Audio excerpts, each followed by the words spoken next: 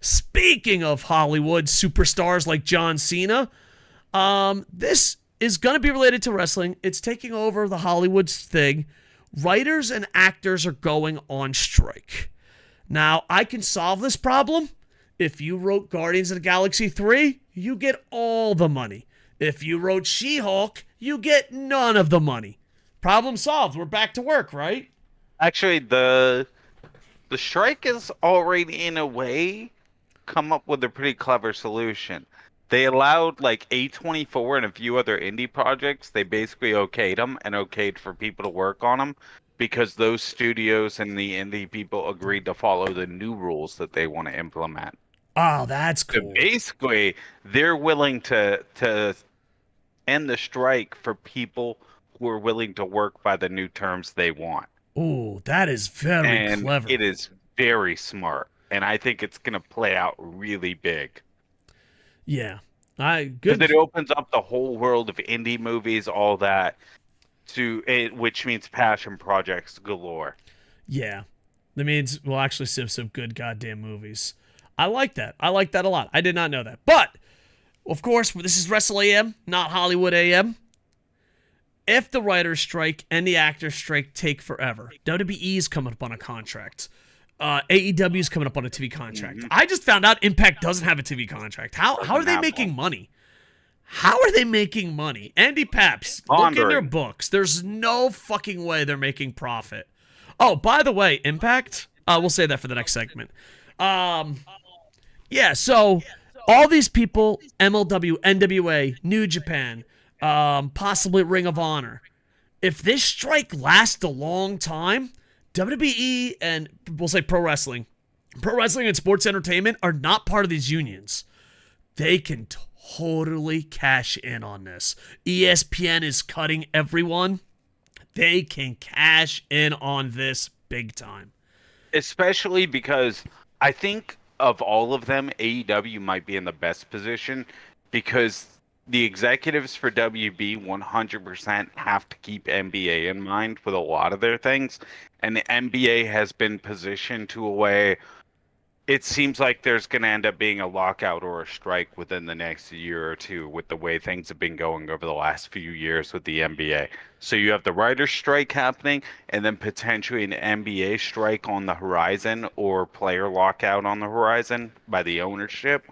I think that just really, really, really sets AEW up in great territory for negotiating and getting a good deal. Get ready for more AEW and WWE shows because if sports and Hollywood go on strike, Vince McMahon's like, this is why I fucked over everybody for this moment. Yeah. But yeah, I don't know if the wrestlers will get paid, but the wrestling companies will be making bank beyond belief. Beyond belief. So, I don't know, do you think Vince and Tony Khan's out there and be like, I heard fucking Mickey Mouse say, suck on his balls. He goes to Mickey Mouse, he's like, you won't let them fucking starve. Do you think like that? Oh, so there you go. So Hollywood loses, but let's be honest. What percentage do you think is Hollywood is good right now? I'm saying like maybe 10%? No, it's way more than that. You think so? Yeah.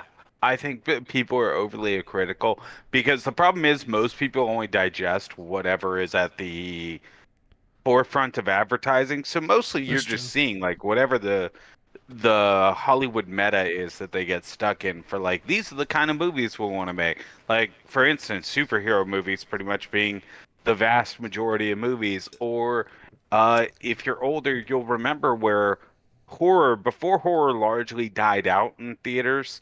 Horror used to go through cycles. Like we had zombies. Zombies were huge for years. Oh yeah. And then they died. And then it was vampires. Vampires were huge for years. We were getting non-horror movies, horror movies for vampires. We got John Carpenter vampire movie.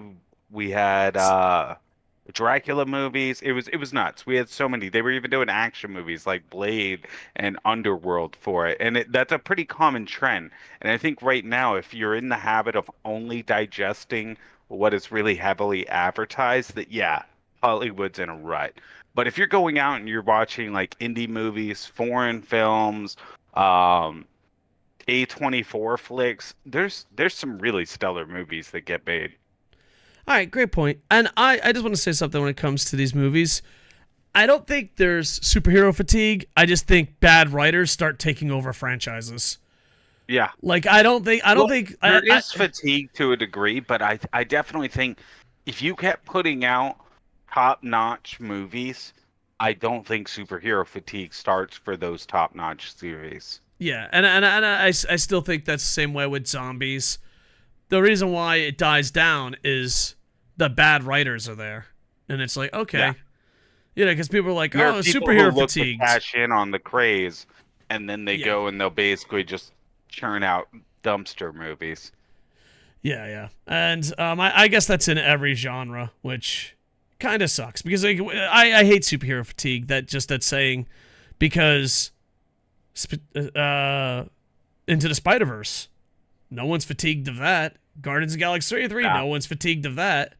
We're fatigued of shit movies, but Yeah, I think it's more they expected like a base amount of viewers, and then they're like, oh, that base amount's gone down because they don't really care enough about all the comic movies. They're not even showing up to all of them. In reality, it's no, you're doing the same thing you always do, which is exhaust things to the max. Yeah. So, Hollywood, be better.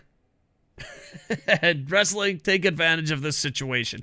And any independent creators try to take advantage of the situation. Being an independent is almost impossible, but this is a time. So there you go.